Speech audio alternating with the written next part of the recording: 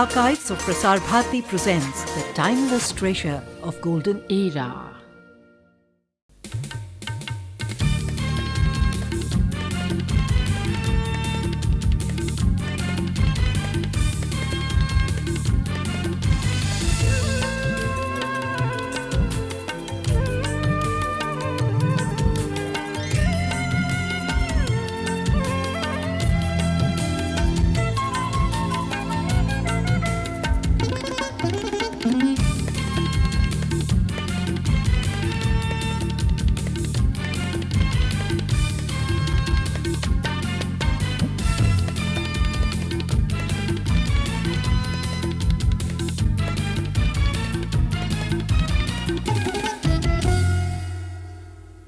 Hello and welcome to Living on the Edge. The environment, as many of our viewers would have found by now, is serious business. Often it's impossible to simplify environmental problems to the extent we'd like to, given time constraints and masses of technical information. And yet, we have to begin somewhere because the environment is critical to our existence. This week, we assess the health and environmental costs of a product that has made India the envy of the world. We also expose the waste dumping habits of developed countries, show you how the rising tide of consumerism cannot be sustained, and finally, in our Globe Watch section, we examine the dangers of deforestation. But first we turn to a product whose exports have been increasing consistently over the years. It's reasonably expensive and used as a raw material in a variety of textiles. But the high profits associated with its making line only a few pockets. The workers who helped create it toil long hours in appalling conditions and will never be able to afford the price of a product they helped make. Manira Alva reports. ಬೆಳಗ್ಗೆ 7:15 ಆದ್ರೆ ಸಾಯಂಕಾಲ 4 ಗಂಟೆಗೆಲ್ಲ ಒಂದು ಸ್ವಲ್ಪ ಹೊಗೆ ಬರ್ತದಲ್ಲ ಅವಾಗೆಲ್ಲ ಉಸಿರು ಕಟ್ಕೊಂಡು ಉಸಿರಾಡಕ್ಕಾಗಲ್ಲ. ಆಮೇಲೆ ಕೆಮ್ಮಲು ಬರ್ತದೆ ಒಂದು ಸ್ವಲ್ಪ. ಜರಾಗಿರ ಬರುತ್ತೆ. ಶಾಲೆಗೆ ಹೋಗಿ ಇಷ್ಟಪಡ್ತೀನಿ. It is Mahesh and children his age that are the backbone of the silk industry in India. Silk earns India almost 800 crore rupees a year in foreign exchange, and we are the world's second largest producers of silk, the queen of all textiles. But what many silk enthusiasts are unaware of is that the product poses several health hazards to those who create it, and this is evident at every stage of the production process. Stage number 1, the creation of the silkworm egg. For starters, all you have to do is pay a visit to the granage where high-quality, disease-free eggs are produced using the most innovative methods. Sadly, the quality of the eggs is of paramount importance, not the well-being of workers. Employees clock in at 3:30 in the morning because that's when the moth emerges from its cocoon. Moths are allowed to mate for about 3 hours, after which they are separated. Attention is now focused on the female moth, which will lay up to 400 silkworm eggs. Once done, the male is set aside and allowed to die as he has outlived his usefulness. The eggs, however, are collected and sold to the rearer. It sounds simple, but the dust released by fluttering moths fills the air and settles in the throats and lungs of labourers, many of whom suffer from asthma, tuberculosis, and several other lung disorders. Stage 2, the rearing of the silkworm. The larvae emerges in about 10 days. Once they break out, they are gently brushed into rearing trays where they are fed mulberry leaves. And when the caterpillar, nurtured by the food, spins its cocoon, it's ready for the next stage in the process. Living on the Edge noticed that much of the work was being done in homes to avail of the cottage industry benefits. Lack of space, accumulation of gases, temperature and humidity, and the fermentation of silkworm fecal matter takes an awesome toll. Stage 3, the harvesting of the cocoon. The health problems of the workers are ignored at every stage. Step 3 is the harvesting of the cocoon and begins a week after the silkworm spins a filament around itself. The process is executed by hand, and once again it affects workers. Little bamboo bits from this contraption called the chandrike are deposited in the eyes and get into the skin. Besides, bits of cocoon thread are inhaled inadvertently with obvious consequences. Stage 4. The reeling of silk. It's time now for cocoon reeling. The cocoons are killed before they emerge so that the outer shell is not broken. Steam and chemicals used in reeling are inhaled continually by the workers. Besides, their hands are constantly dipped in this water, which leads to shriveled skin, rashes, blisters, and open sores. ಗಾಯ ಆಯ್ತಾವಂತ ಹೇಳ್ತಾರೆ. ಏನ್ ಹಚ್ಕೊಂತೀಯ ಗಾಯಕ್ಕೆ? Ailment ಹಚ್ತೀನಿ. ಇದು ಯಾವಾಗ್ಲೂ ಹಿಂಗೆ ಇರತ್ತಾ?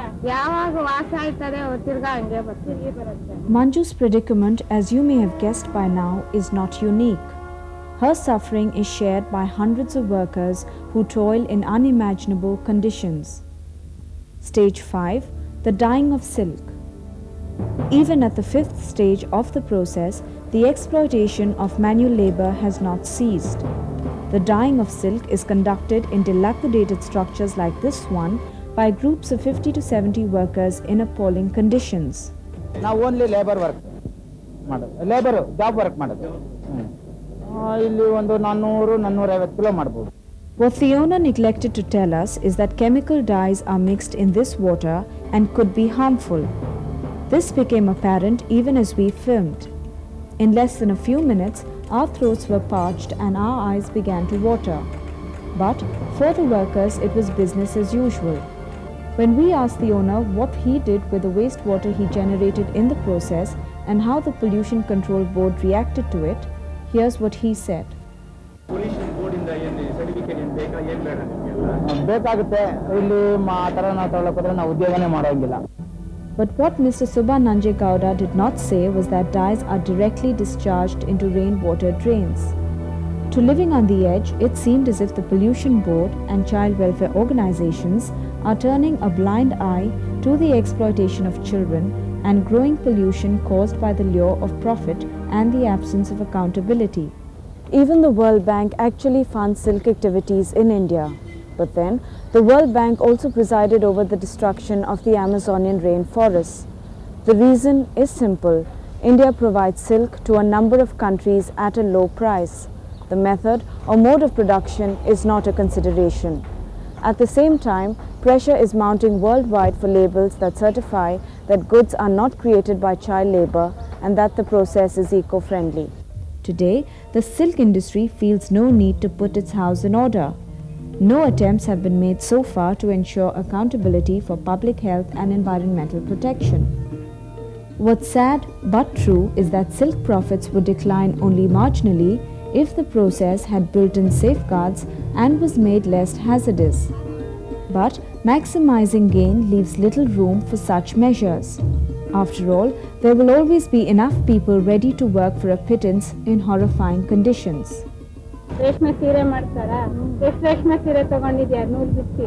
ನಾವು ತಗೊಂಡಿಲ್ಲ, ಮಾಡೋದು ಗೊತ್ತು.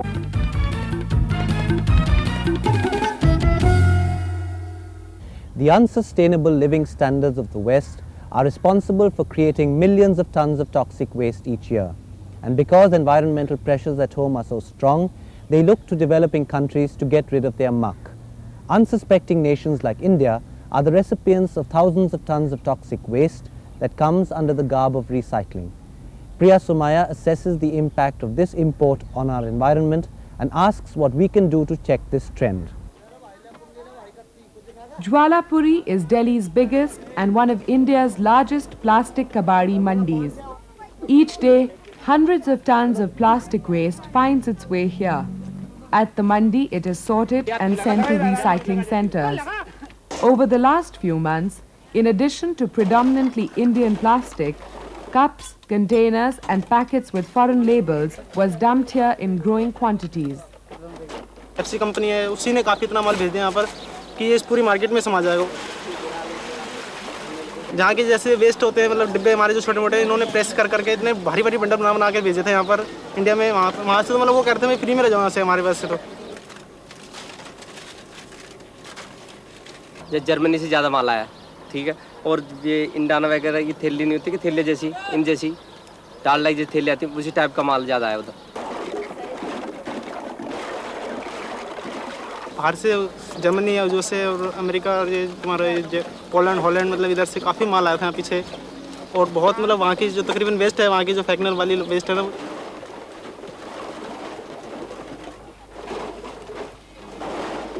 If you are one for statistics, consider this.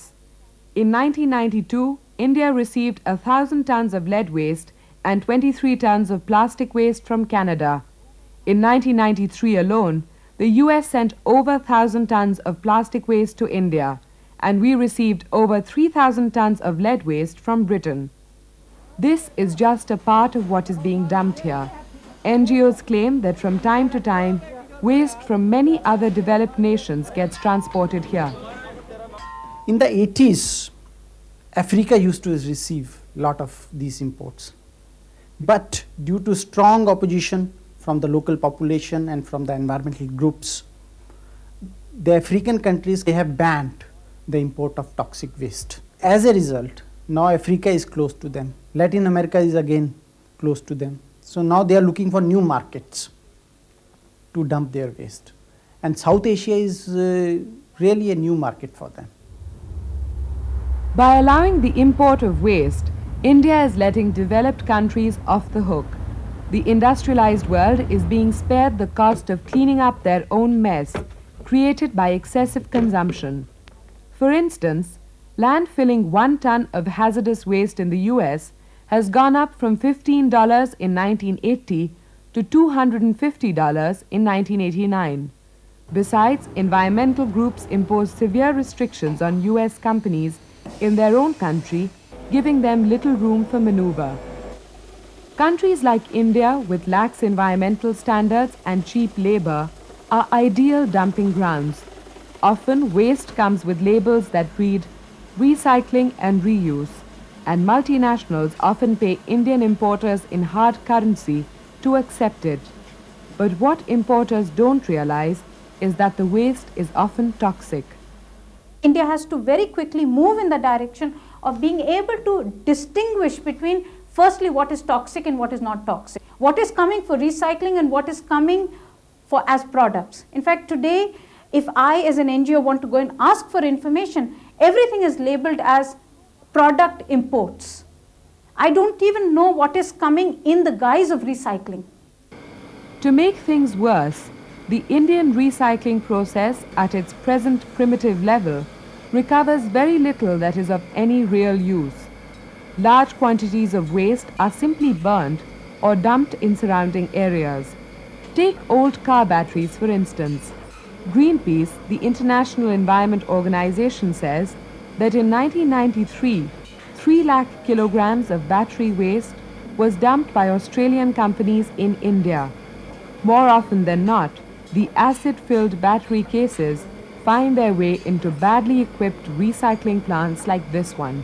Battery जो आती है रशिया से अमेरिका जहाँ पर वो भट्टी चला नहीं सकते पोल्यूशन के कारण यहाँ पर ये आ जाती हैं बैटरियाँ imported बैटरियाँ. And because our factories don't meet environmental safeguards, the workers are always in danger of lead pollution. Besides, people living around plants handling discarded batteries are victims too, as acid is simply discharged outside the plant. Lead in batteries is known to induce mental disorders, damage reproductive systems, and cause cancer in people exposed to it. Besides lead, plastics, asbestos, and pesticides being dumped by the West are also dangerous. As a result of growing concern about waste dumping, the Basel Convention was signed in 1989. This agreement laid down regulations for the international movement of waste. But because international conventions can be subverted by bilateral agreements between countries, many of the gains for the third world will be lost. There is an effort now to subvert some of the principles of the convention by going in for bilateral agreements. Okay?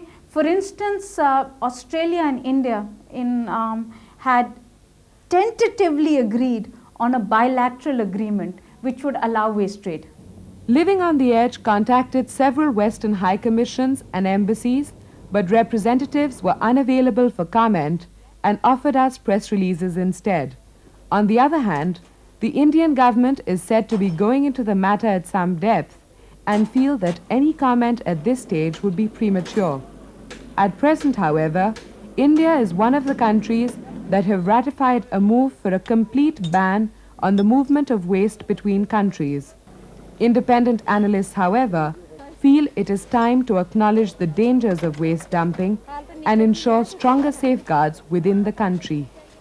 We should define what recycling means. India should put its own house in order by getting better information about what is coming into the country and categorize its imports according to waste, according to recycling, according to different categories of material coming in.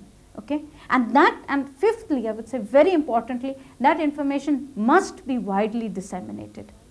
Until that happens, the developed world will only escape liability for the fruits of its overconsumption, and India will only be a partner in perpetuating the cycle begun by the West. And the irony of the developed world, with its unsustainable living standards and its moralizing on the environment, passing the responsibility for its waste onto the third world, will escape no one.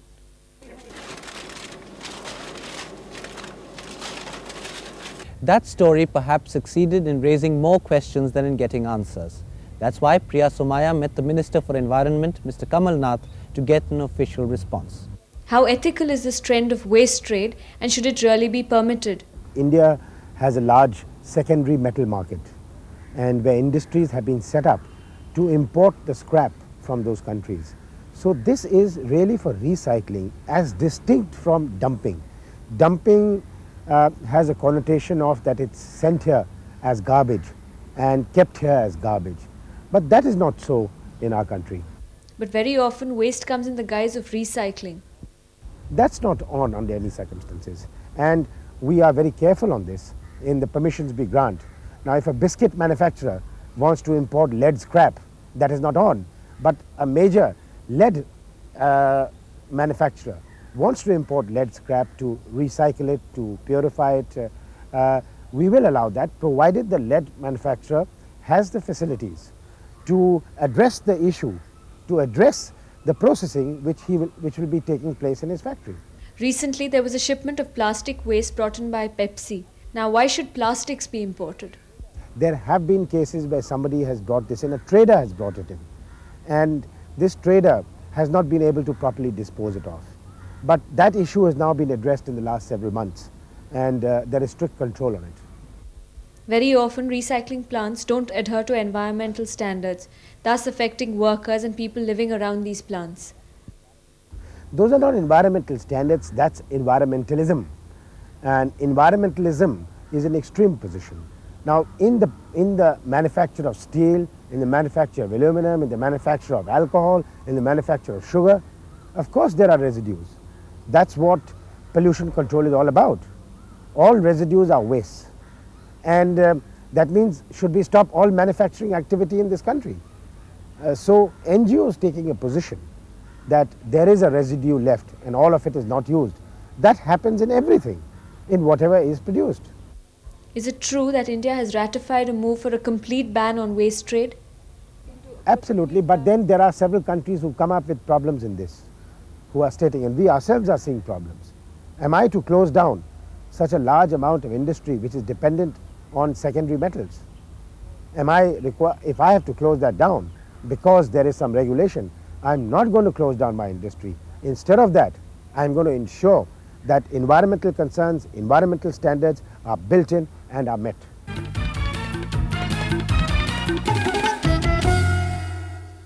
Closely linked to toxic waste is the question of consumption patterns. Indeed, the more we consume, the greater the wastage and greater the burden on the environment. With liberalization, more and more Indians seem captivated by dazzling shop windows and a glittering variety of products. The question is, can the lifestyles that now seem possible be enjoyed by large numbers of our people, or will the blind aping of the West create more problems than we can solve? Nandini Rajwade reports. Since 1950, the world's people have consumed as many goods and services as all previous generations put together. Although this may seem a sign of progress, it is also testimony to the intolerable pressure being put on the environment. It is easy to understand that increased consumption implies increased waste, exhaustion of non-renewable sources of energy, and damage to the environment. Many of you may not believe it, but Indian consumers were, till recently, among the world's most eco-friendly. Indian homes, at least the lower and middle income ones, used recyclable materials like glass and aluminium. Besides, they sorted out their waste before selling it to the kabadiwala. But today, the age of convenience demands otherwise. Blindly aping the West, we are introducing flip-top cans, foil and plastics in a big way. Such material is harmful to the environment and difficult to get rid of. What is difficult to accept is that the lifestyles our middle and upper classes are aspiring to and working towards cannot be sustained by too many countries. The West may seem to be living a life of plenty, but it can only be sustained at the cost of poorer countries and the environment at large. The following facts will help you realize what would happen if a majority of countries could realize the so-called American dream. New York uses enough oil to provide kerosene for all the people in the third world to cook their food. The value of luxury goods sales around the world is more than the gross national product of 2/3 of the world's countries. And yet, 20 million people in the US are permanently hungry and 3 million are homeless. And the black infant mortality rates in some American cities are as bad as in the third world. Before we depress you further, let's just say the intention is not to discourage consumption, but rather to push it the eco-friendly way. Remember, increased consumption can only be borne by the richer classes. New products and services have no meaning for over 85% of our population. Whatever is advertised on TV is seen by everybody.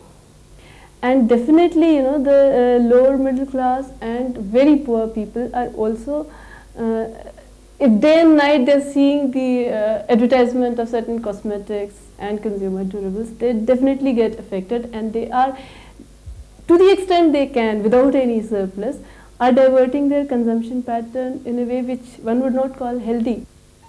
So ask yourself if you are really buying goods and services you need, or are you responding to wants created by clever advertising? After all, how many advertisers tell you that too much fluoride in toothpaste can actually be dangerous, that chemicals in cosmetics and mouthwashes can be cancerous, and that attractive packaging pushes up the price of a product by 55%. I don't know how much of this 200 million, maybe 100 million or 75 million, which will have very high income range, which will be able to consume the products of the multinational, and the surplus from the rest of the economy will be transferred and concentrated in this section. Okay. Now, this facilitating the market or the profit motives of the multinationals in Indian economy necessarily requires that inequalities are increased. Today, most Indian consumers are unaware of these facts or struck by the new products in dazzling shop windows. But as consciousness of the dangers of uncontrolled consumption spreads, you will find yourself wondering whether you as an individual can make a difference. The answer is you can, by realizing that the recycling of one glass bottle saves enough energy to light a 100-watt bulb for 4 hours, by discouraging wastage at home and buying only what you really need, and by accepting that the future of the world is inextricably linked to the environment.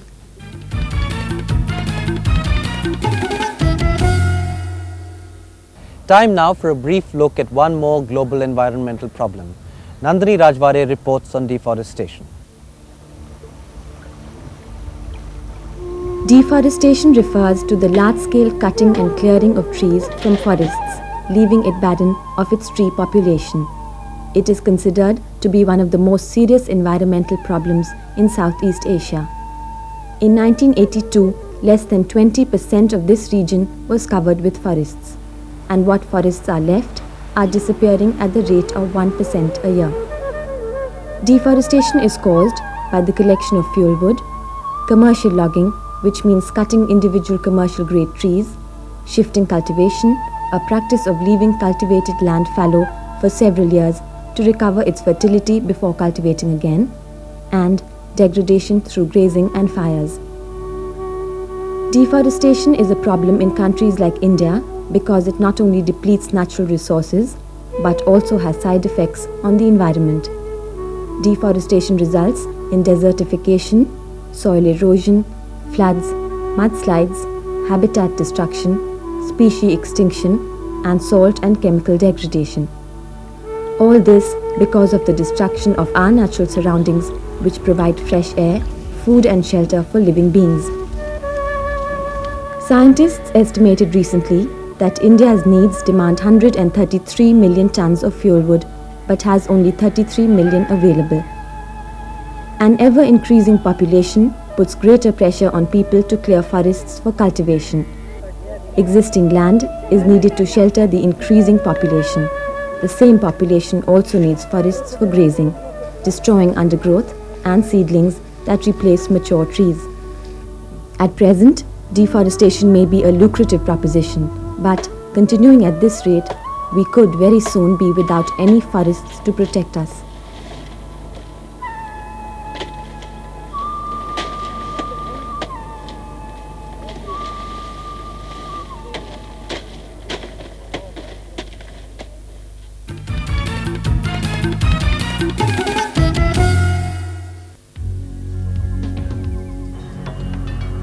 About 40 million people die every year from hunger and related diseases, equivalent to 300 jumbo jet crashes every day, with half of the passengers being children.